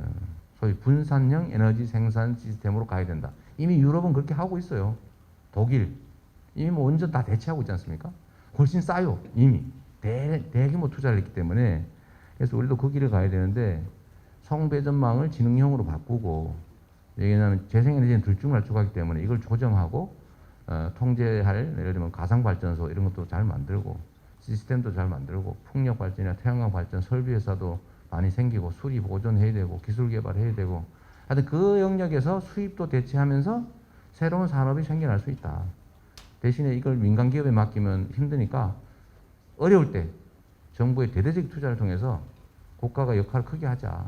이걸 통해서 경제 부흥을 해 나가자. 다른 나라보다 우리가 조금 힘들고 조금 시끄럽지만 조금만 빨리 가면 우리가 세계적인 경제 그 국가 순위를 바꿀 수 있는 절호의 찬스라고 저는 보는 겁니다. 다만 이제 결단이 필요하지 않을까 싶어요. 원자력 발전소 재개 문제는 아까 제가 말씀드린 이 소위 그리드 페리트하고 좀 관계가 있는데 곧 생산 원가가 신재생 에너지보다 더 높아질 가능성이 있다. 그거는 지금 계속 떨어지고 있으니까 신재생 에너지 발전 단가는. 근데 곧 원자재까지도 대체하게 될 거다라고 하는 상황이기 때문에 좀 장기적으로는 신재생 에너지 중심으로 가고 위험하고 실질적으로는 결코 싸지 않는 이 원전은 점차적으로 이미 있는 거 잘 쓰고 이미 짓고 있는 거 잘 짓고 쓸 수 있는 경우 다 쓰고 기간이 되면 서서히 순차적으로 폐쇄해 나가면서 신재생 에너지로 전환해 나가면 되겠다라는 생각을 합니다. 한울 3, 4호기 얘기가 이제 그 경계선에 있죠. 이게 짓던 건지 지으려고 시도한 건지 그냥 계획한 건지가 불명해요. 그 경계선에 딱 걸렸습니다. 설계까지 했잖아요, 그죠? 7천억 들었다는데 매몰 비용 7천원을 감수하면서 추가로 지을 거냐 말 거냐 문제는 문재인 정부에서도 판단이 잘 어려우니까 국민 공론화를 거쳐서 일단 안 짓는 걸로 결론을 냈는데 역시 이것도 논쟁이 엄청나게 많습니다. 지금 현재 딱 멈춰 있는 상태니까요. 그래서 이것도 역시 저는 국민의 뜻에 맡기는 방향을 검토해 봐야 된다. 우리가 한 번 정했다고 언제나 바로 가야 된다. 한 번 결정하면 후퇴하지 말아야 된다. 이거 벽창호 아닙니까? 그러면 안 되는 거죠. 국민의 뜻이 중요하고 또 그때와 지금의 현실적인 경제 상황도 비교해 봐야 되고 이번에 지으면 60년을 쓸 수 있다니까 새로 지금 이제 짓고 있는 거 말고 안에 3, 4호기, 한울 3, 4호기 같은 거 짓는다고 하면 아마 2090년 정도까지 쓰게 될 텐데 2084년과 2090년 사이에 과연 대체를 충분히 할 수 있지 않을까라는 측면에서는 그냥 유지하는 게 좋겠고 그러나 당장은 또 다른 판단을 할 수도 있죠. 아까 하나 더 있었는데 그거는 좀 생략하도록 하겠습니다. 다른 분들 기회를 위해서. 네, 또. 네, 우리 마이크 어디 있어요? 자, 이 앞에 한번 저 뒤에 저 까만 옷 입으신 거 아닙니까? 네, 중간에. 다음에는 요 앞으로 할 때 준비해 주세요. 우리 서울대 경제학부 학생들의 질문 수준이 너무 높아가지고 엄청 힘듭니다. 네. 네, 서울대 경제학부 조시현입니다. 후보님 말씀해 주신 내용 잘 들었고요. 저는 노동정책에 대해서 질문을 드려보도록 하겠습니다. 주 52시간제와 최저임금제는 블루칼라, 화이트칼라 관계없이 임금 근로자층의 최선의 보루라고 생각을 합니다. 이제 최근에 어떤 후보께서 그것을 무력화시키겠다라고 말씀하셔서 논란이 있었습니다만 그런데 이재명 캠프의 관련 공약에도 채워지지 않은 점이 있다고 생각을 하는데요. 현재 주 52시간제가 이제 최소한 회사가 눈치 보게 하는 정도에 불과할 뿐이지 실질적으로 지켜지지 않는 곳이 굉장히 많습니다. 뭐 판교나 선릉이나 IT 회사라든지 구로 디지털 단지에 있는 회사들이라든지 이야기를 들어보면 다들 굉장히 힘들어하거든요. 포괄임금제를 적용시켜서 그것에 대해서 연장 근로수당을 부여하지 않고 과도한 근로시간을 근로자들이 감당하게 만들고 있는데 법률상 따지면 이것이 엄밀히 따지면 위반이 되지만 그에 대해서 근로감독 역시 진행을 하지 않고 있습니다. 즉 법률이나 정부 지침은 일부분 진전을 하더라도 그것이 현실에서 국민의 삶을 개선시키는 데에는 제대로 된 역할을 하지 못하고 있는 것이라고 평가할 수 있는데요. 그래서 만약에 다음 대통령이 되신다면 이런 문제들을 해결을 하셔야 될 텐데 후보님께서 갖고 계신 포괄임금제 등에 대한 입장과 그리고 주 50시간과 같은 제도들을 어떻게 실질적으로 근로자들이 일하는 직장에 확립시킬 것인지에 대해서 견해를 말씀해 주시면 좋겠습니다. 네. 이것도 뭐 최근에 여러 가지 의견들이 충돌하는 중요 문제인 것 같습니다. 우리 세대별로 노동자들이 원하는 노동의 상이 좀 다른 것 같아요. 그러니까 과거에 우리는 안정적으로 돈을 많이 버는 게 제일 중요한 기준이었던 것 같아요. 근데 지금의 이제 새로운 세대들은 칼퇴근, 그다음에 좀 뭐라 그럴까요? 좀 품격 있는 직장? 이런 것들을 많이 선호하지 않나 싶어요. 그래서 저는 인류 역사를 좀 이렇게 되돌아봐도 결국은 생산성이 향상되면서 인간 노동에 대한 의존도가 점점 떨어지지 않습니까? 근데 그럴 때 그러면 과거 방식으로 진짜 눈 뜨면 일하고 눈 감으면 자고 눈 뜨면 일하고 눈 감을 때까지 자고 일하고 이런 방식으로 지금까지 살아왔으면 인류가 유지될 수 있었겠냐. 근데 결국 어떻게 해결했냐면 노동시간 단축으로 해결해 온 거예요. 해 뜨고 질 때까지만 일하자. 12시간만 일하자. 10시간만 일하자. 8시간만 일하자. 아니, 주 5일만 일하자. 지금 이제 주 3일도 많죠. 북유럽은 많이 있습니다.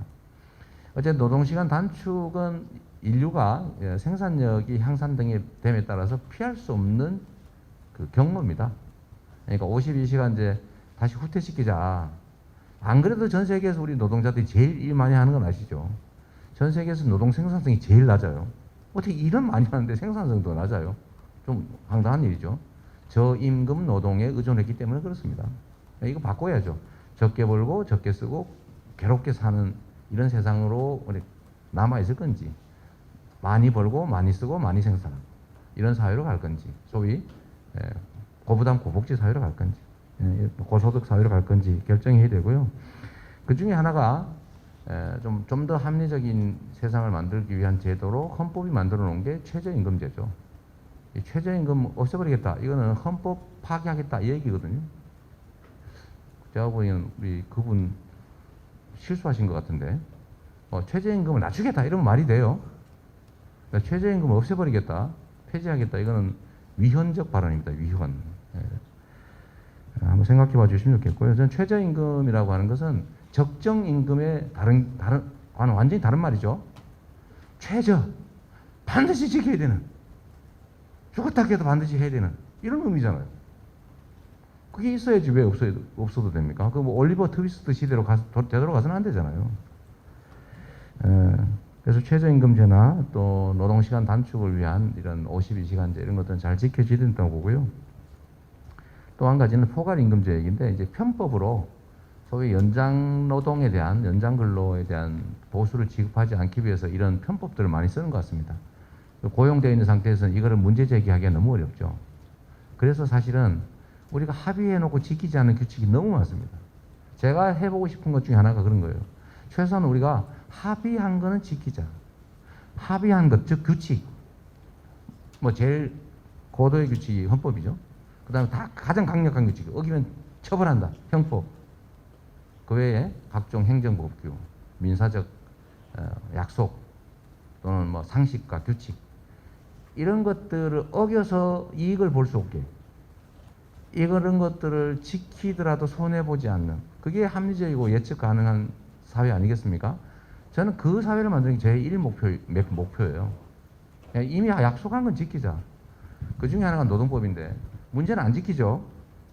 근데 말을 못해요. 말하면 이렇게 그만둬야 되니까. 그럼 어떻게 해야 됩니까? 그런 부분을 국가가 지켜줘야죠. 그래서 본인이 신고하지 않더라도 국가가 직권으로 조사해서, 아, 이런 문제가 있네요. 직권조사가 나왔습니다. 누가 뭐 말해서 그런 거 아니에요. 아, 이런 문제가 있습니다. 이거 시정하세요. 다 설문조사해, 아, 이런 문제가 있다는데 시정하라. 안 하면 제재하겠습니다. 이게 국가가 할 역할이죠. 근데 문제는 이런 역할을 할 의지도 없고, 두 번째, 그 의지를 실현할 인력도 없다는 거죠. 소위 근로감독관, 우리나라에 이 감독해야 될 업체가 3,400만 개 되는데 근로감독관 몇 명인지 아세요? 원래 2,000명도 없었는데 이번 정부에서 한 1,000명 늘려가지고 2,900명인가 이쯤 됩니다. 그러니까 완전히 방치예요. 위반을 해가지고 걸리면 그 사람의 문제만 해결하면 그냥 아무 문제가 없게 또 무마돼요. 그러니까 위반하는 만큼 이익이죠. 위반을 하라고 우리 사회가 고사를 지내고 있는 겁니다. 이런 사회는 미래가 없죠. 그래서 이런 문제는 저 같으면 정해진 규칙은 반드시 지킨다. 그런 사회를 만드는 게 첫 번째 과제입니다. 그래야 믿을 수 있잖아요. 네, 또 마이크 앞에 하기로 아까 했으니까 앞에 5분만 하도록 하겠습니다. 그러면 네. 물어서 그러시죠. 이분 지금부터는 몇 분 같이 몰아서 네. 하도록 하겠습니다. 안녕하세요. 경제학부 송민주입니다. 저는 짧은 질문과 긴 질문이 있는데요. 먼저 그 야당의 윤석열 후보님 있지 않습니까? 윤석열 후보님도 여러 가지 경제 공약들을 제시한 걸로 알고 있는데, 그 윤석열 후보님과 비교해서 이재명 후보님 공약에는 어떠한 그 비교 우위가 있을지, 경쟁력이 있을지 여쭙고 싶고, 그리고 기본 대출 얘기를 말씀하셨는데 그 SNS에 연체율을 0.1, 0.2%로 계산하고 그 재정 부담이 얼마 들지 않는다라고 말씀을 하셨는데, 이 0.1, 0.2%의 경우는 그 고신용자들이 대출을 받는 시중은행의 연체율을 의미하고, 그리고 서민금융상품 햇살론 경우에는 10%에 달한다고 알고 있거든요. 그래서 보통 그 김병욱 더불어민주당 의원께서 발의하신 기본대출법 발의안에도 연체율을 10%로 잡고 계산하셨는데, 이렇게 너무 연체율을 과소평가하심으로써 발생하는 재정 부담의 문제를 간과하신 건 아닌지도 여쭤보고 싶습니다.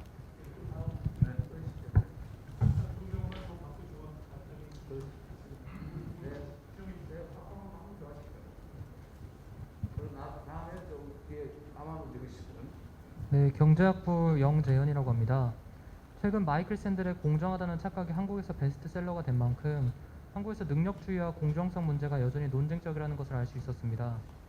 서울대학교 경제학부 김세직 교수님에 따르면 장기 성장률이 2000년 초부터 5년마다 1%씩 감소하고 있다고 합니다. 이 말은 즉 공정성을 표방한 정부에서도 능력주의를 표방한 정부에서도 20년간의 장기 경제 성장률의 감소를 막을 수 없었다는 것입니다. 이전 정부의 저성장 문제에 대해 그리고 경제 성장 문제에 대해 공정성과 능력주의와 결부하여 어떤 생각을 갖고 계신지 여쭙고 싶습니다.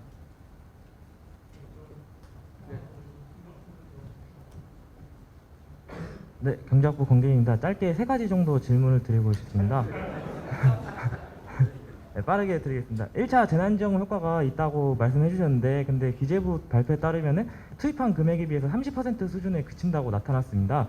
그렇다면 1차 재난지원금 효과가 이처럼 없다고, 부족했다고 나오는데 어떤 자료를 보고 효과가 있다고 말씀하시는지 궁금하고, 또 지역화폐의 경우 제로성 문제가 불거지는데 이에 대해 어떻게 생각하시는지 궁금합니다. 두 번째로 암호화폐의 경우 인정한다고 말씀해 주셨습니다. 그런데 한국은행 이주열 총재께서 CBDC 도입을 이야기하셨습니다. 물론 둘의 성격은 다르지만 해당 발언의 의도에는 국가가 자신의 화폐 발행권을 놓고 싶어하지 않아 하는 점이 있다고 생각합니다. 그러나 암호화폐를 인정하게 된다면은 그 말의 의도에는 국가가 발행하는 전자화폐와 암호화폐가 두 가지가 병존한다고 보시는지, 아니면 결국 국가의 제도에 흡수될 것을 염두에 두고 말씀하신 건지 궁금하고, 암호화폐의 경우 개인이 시니어리즈를 획득하게 되는데 이것이 후보님이 말씀하시는 정의에 부합한다고 보시는지 궁금합니다. 시니어리즈를 암호화폐의 경우 개인이 획득하게 되는데 이것이 후보님이 말씀하시는 정의에 부합하는지 궁금하고, 만약 그렇지 않다면 정부가 개입해서 그 정의를 실현해야 한다고 보시는지 궁금합니다. 마지막으로 지방기관 이전 문제입니다. 지방기관 이전에 후보님께서 서울대를 포함시켜서 말씀해 주셨습니다. 이처럼 선거 기간만 되면은 서울대 때리기가 정치권에서 이어지고 있습니다. 그렇다면 과연 서울대생들이 이렇게 모인 앞에서 지방 이전을 자신 있게 말씀하실 수 있으신지 궁금합니다. 즉 서울대 부지를 이전하여서 임대 아파트를 짓고 해당 기간에 철거하고 또 이전하고, 그런 비용이 실제로 후보님이 생각하시는 정책 효과가 더 크다고 보시는지, 아니면 단순 이전으로 이처럼 지방이 살아나고 삭발 서열화가 정말 타파될 수 있다고 보시는지, 이렇게 3가지가 궁금합니다. 쉬운 거부터 할게요. 서울대 이전은 지금 저는 장기적으로 보면 대학 도시를 만들 필요가 있다고 생각합니다. 그런데 지금 현재 예를 들면 우리가 현실적 정책으로 이걸 추진할 거냐에 대해서는 저는 여전히 회의적이고, 제가 이거 공약한 일 없거든요. 왜냐하면 실현 가능성에 의문이 있다. 또 한 가지는 그 국립대 통합, 예를 들면 뭐 파리 1대학, 뭐 파리 8대학 하는 식으로, 그것도 저는 장기적으로는 필요하다고 보지만 현실적으로 가능하겠냐. 정치란 우아한 목표를 제시하는 게 목표가 아니고 현재 상태에서 실현해야 되거든요. 근데 실현 가능하냐? 우리나라에서 서울대 여기 관련된 사람이 얼마나 많은데 과연 이 저항을 이겨낼 수 있겠냐? 그 결과로 가능하겠냐, 첫째 문제고, 두 번째는 그 대통령이라고 마음대로 할 수 없거든요. 두 번째는 과연 얼마나 효율적일까? 이 문제에 대해서 확고한 그 결론을 내기가 어려운 거죠. 방향은 맞다고 생각하지만 현실적인 정책으로 내세울지는 우리 참모들 많이 그런 주장 많이 합니다. 이거 뭐 화끈하게 한번 던져야 된다. 그래서 제가 계속 안 하고 있는 거죠. 어쨌든 고민해야 될 건 분명합니다. 그 다음에 시너리지를 개인이 갖는 게 정의에 부합하냐? 부합하지 않죠. 문제는 현실로 존재한다는 겁니다. 어떻게 하겠어요? 이미 우리는 그것 때문에 안 하다 보니까 전부 외국 코인 사고 있죠. 국부가 유출되고 있죠. 이미 코스피 거래액수를 이미 넘어섰죠. 이미 현실적으로 존재합니다. 뭐 외면한다고 사라지지 않아요. 막는다고 없어지냐? 안 없어지죠.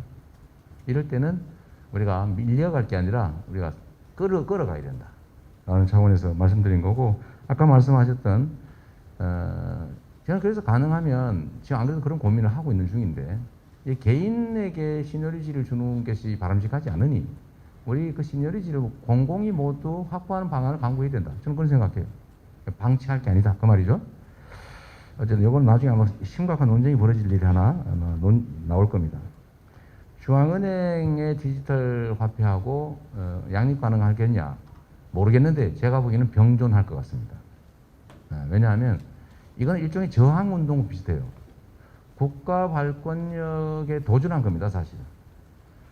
기존 금융 체제에 저항한 거예요. 그러니까 개인들이 예를 들면 자기들이 막 거래하는데 수수료가 없어요. 예를 들면 인도 사람이 그 한국에서 돈 벌어가지고 송금을 해야 되는데 기존 금융 체계를 이용하면 수수료가 엄청나요. 뭐 환전해야지, 송금 수수료 나오지, 그렇잖아요. 근데 이거 가상화폐로 거래하면 수수료 하나도 없습니다. 깔끔하죠. 즉각 시간도 안 걸려요. 얼마나 편해요, 그냥. 그래서 이거는 현실로 계속 존재할 가능성이 높다라는 생각이 듭니다. 지역화폐 제로섬 아니냐? 수평적으로는 제로섬이 맞습니다. 모든 데가 똑같이 발행하면 지역 이동은 없어지겠죠. 그러나 제가 주목한 것은 지역화폐는 수평 이동이 아닙니다. 매출의 수평 이동이 아니고 매출의 수직 이동. 대형 유통 기업으로부터 매출을 동네 골목 상권에 뿌린 거예요. 이건 엄청나게 효과가 큰 부분인데 실제 이게 주 목표고, 그런데 그 모 기관은 이걸 일부러 대상에서 제외해버렸죠. 수평 이동만 가지고 효과 없다라고 한 거예요. 즉 정치를 한 거죠. 그래서 제가 그때 뭐라고 그랬는데 너무 심했다 이런 비난을 내가 많이 받았습니다. 그러나 분명한 것은 수직 이동 효과는 매우 크다. 제일 첫 번째 질문으로 기재부가 30% 효과가 있다는데 30%밖에 안 되는 거 아니냐 그 말이잖아요, 그죠?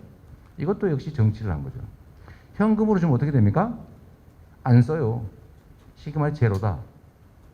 일본이 현금으로 1인당 10만 원씩 지급을 했더니 요새는 좀 더 썼을지 모르겠는데 상당한 시간이 지난 다음에도 지출한 금액이 10%밖에 안 됐다는 거예요. 90%는 그냥 가지고 있어요. 미국도 비슷했습니다. 그 수표로 줬잖아요. 그때 보니까 한참 한 6개월이나 한 1년 가까이 지난 다음에도 작년 말쯤에 제가 기억하는데 45%밖에 안 썼다는 거예요. 우리는 다 쓰고 추가로 31%를 썼다. 효과가 있는 거예요. 근데 이거를 효과가 없다고 하면 뭐 해석이죠. 뭐 해석이야 뭐 각자 하기 나름이니까 그 얘기 하시고, 이 두 번째 질문하신 분이 너무 어려운 질문했는데 이 능력주의와 공정성에 관한 얘기, 이 정말 철학적으로 깊은 논쟁이 필요한 일이죠. 뭐 길게 얘기하기는 어려운데 딱 그 말이 맞습니다. 대통령 임기 하나마다 5%씩 성장률이 떨어졌어요. 근데 이게 그 특정 시기에 정부의 무능함이냐라고 얘기하면 반드시 그렇다고는 할 수 없어요. 세계적인 추세였습니다. 원래 경제 규모가 커지면 커질수록 선진국일수록 성장률이 떨어져요. 근데 성장률이 떨어지는 이유가 좀 달라요. 우리는 불평등, 격차가 큰 원인이 됐다고 저는 생각합니다. 그래서 여기는 엄청난 결단과 용기가 필요하고요. 그래서 추진력이 필요합니다. 옳은 일이라고 시작을 했는데 저항이 심하면 되게 포기하거든요. 국민이 합의해서 해야 될 일이라고 결정한 일이라면 정말로 끝까지 결과를 만들어내야 또 다음 개혁이 가능하다. 저는 그걸 통해서 충분히 새로운 길을 갈 수 있다고 생각합니다. 공정과 정의에 관한 이런 논란들이 있지만 저는 그렇게 생각하죠. 쉽게 생각하면 우리 기성세대들은 기회가 많았어요. 사회적 정의, 그래 이거 바람직한 일이야. 내가 약간 손해볼 수 있어. 이렇게 살았어요. 그래도 큰 문제 없었습니다. 그래 지금 세대들은 정의 개나 주라 그래요. 일단 내가 죽게 생겼는데 이걸 예를 들면 부도덕하다고 비난할 수 있겠습니까? 어쩔 수 없는 현실이 그런데. 그래서 지금 해야 될 일은 그런 상황에서 벗어나게 하는 거죠.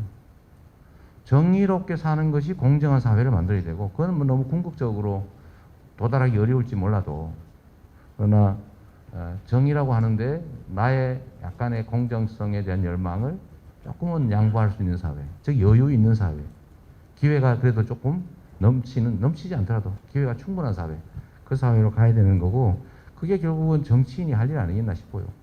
저 같은 사람들이 해야 될 일인 거죠. 그다음에 첫 번째 질문해 주셨던 우리 윤석열 후보의 공약과 이재명의 공약이 뭐가 다르냐? 아까 0.1%는 말씀하신 게 맞아요. 이걸 제가 호도하기 위해서 하는 얘기는 아니고 전체를 보면 연체율이 이 정도밖에 안 된다는 얘기를 한 거고, 제가 경기도에서 설계할 때는 5% 손실을 예상하고 한 겁니다. 그건 또 자산 소득 가리지 않고 모든 청년 20만 명에게 500만 원씩 지원할 경우에 1조 원이 필요한데, 이 중에 5% 정도, 전체예요. 신용 불량자 중에서 5% 아니고 전체 중에서 5% 손실이 될 것이라고 예상해서 500억을 책정을 했는데, 즉 1조 원을 10년간 연 3%로 빌려주는 거예요. 2.5에 3% 빌려줄 건데, 이 중에 못 가는 사람이 있을 거다. 근데 얼마 정도냐? 은행은 2% 정도 될 거라고 보거든요. 청년들이기 때문에. 그래서 우리는 5% 정도 최대치로 미리 적립한다. 근데 5% 500억 지출해가지고 20만 명이 500만 원 필요한 20만 명이 500만 원씩을 자유롭게 마이너스 통장을 개설해서 빌릴 수 있는 상황을 만들어 준다면, 저는 금융복지 정책으로는 상당히 효율적인 정책일 거라고 보고, 이게 은행이 손해 본다는 얘기 있었는데, 은행이 5군데가 자기들이 하겠다 경쟁이 들어왔습니다. 은행 손해 보는 일이 하나도 아니거든요. 200억은 현금으로, 300억은 기금으로, 이 정도 하면 충분히 수익도 난다라고 해가지고 지금 시행하고 있다는 말씀드리고요. 이제 마지막으로 이제 정리삼아 이 말씀을 좀 드리겠습니다. 시간도 돼서.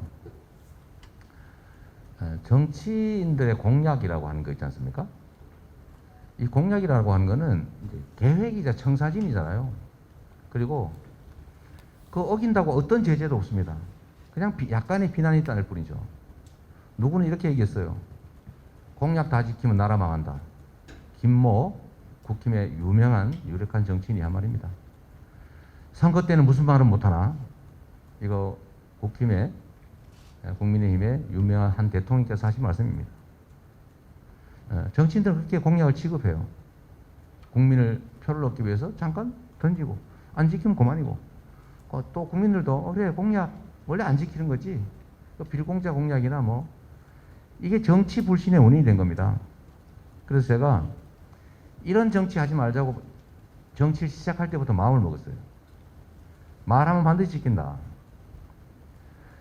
그래서 공약 이행률을 제가 지금 이번 6월달 기준으로 전반기 3년 6개월 만에 했더니 경기도는 98.1% 나왔어요. 성남시장 할 때는 96%, 94% 이렇게 두 번이 나왔는데, 이게 왜 가능하냐? 못 지킬 약속을 안 하면 됩니다. 아까 서울대 이전 공약 이런 거 이제 공약 안 한다니까. 말은 할지 몰라도 지킬 수 없을 것 같아서 공약을 하기가 지금 망설여지고 있는 거죠. 국민들은 상당수가 원합니다. 근데 실제 가능하겠냐? 그래서 제가 표가 좀 될 것 같은데 안 하는 거죠. 지금까지는. 그래서 이 공약이라고 하는 것에 대해서는 국민들의 신뢰도도 매우 낮고, 또 공약이라고 하는 것은 미래 청사진이기 때문에 아무나 가장 좋은 거 다 만들 수 있어요. 정책에는 저작권이 없습니다. 예술에는 저작권이 있는데 정책에는 저작권이 없어요. 그래서 저작권이 없기 때문에 다 베껴서 하면 됩니다. 전문가 시켜가지고 한 일주일에 한 달 뺏기면 최고의 공약 만들어낼 수 있어요. 문제가 뭐예요? 아마 여러분들 보시면 알 겁니다. 하는 얘기가 다 거의 비슷비슷한 상황이 올 겁니다. 야당, 여당 가릴 것 없이 하는 얘기가 하겠다는 얘기가 다 비슷해요. 딱 국민이 원하는 건 다 한다고 그럴 테니까. 차이는 딱 한 게 있습니다. 공약의 내용은 차이가 거의 없을 건데, 차이는 실제로 실현할 거냐, 실천할 거냐, 결국 국민이 판단하겠죠. 그리고 그 판단으로 결판이 나겠죠. 그런데 실현할지 안 할지 판단은 개인의 미래에 대해서 정확히 알 수 없습니다. 정치인들 하도 거짓말을 많이 했기 때문에 니도 거짓말 하겠지라고 할 거예요. 그래도 하나의 근거는 있습니다. 제가 가장 자신하는 부분이 그거죠. 어떤 사람의 미래는 그 사람의 과거를 현재라는 거울에 비춰본 겁니다. 그의 살아온 과거 행적이 곧 미래로 이어질 가능성이 훨씬 높은 거죠. 그래서 저는 약속한 걸 지켜왔고, 또 나름 성남시장 또 경기도지사를 하면서 그 작은 도구로 큰 성과를 나름 냈기 때문에 국민들께서 불러주신 거죠. 저는 백도 없고 세력도 없고 뭐 가진 게 별로 없어요.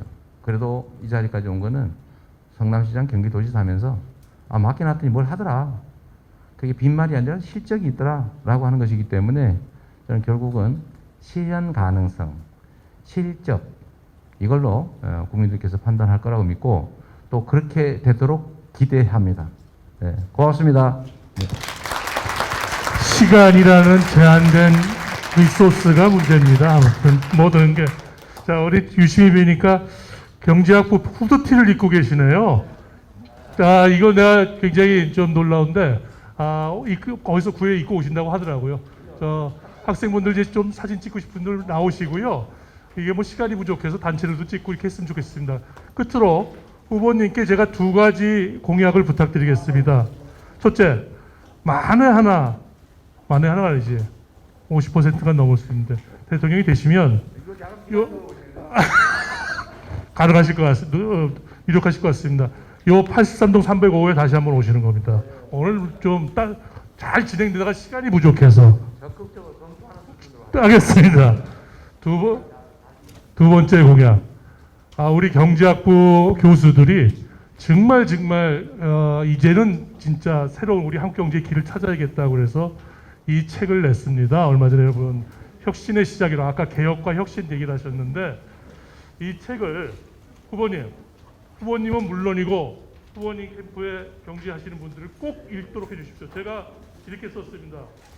이재명 후보님께 젊은 우리 청년들과 함께 분노의 시대를 넘어 새 희망의 시대를 꼭 열어주십시오. 서울대 경제학부 금융경제세미나 담당 교수 수강학생 1동 이렇게 드리겠습니다. 네, 우리 다시 한번 뜨거운 박수 부탁드리고 우리 90일 남았습니다만 큰 성원 부탁드리겠습니다. 우리 학생분들 사진 찍으실 분들 나와주세요. 시간이 많지 않습니다.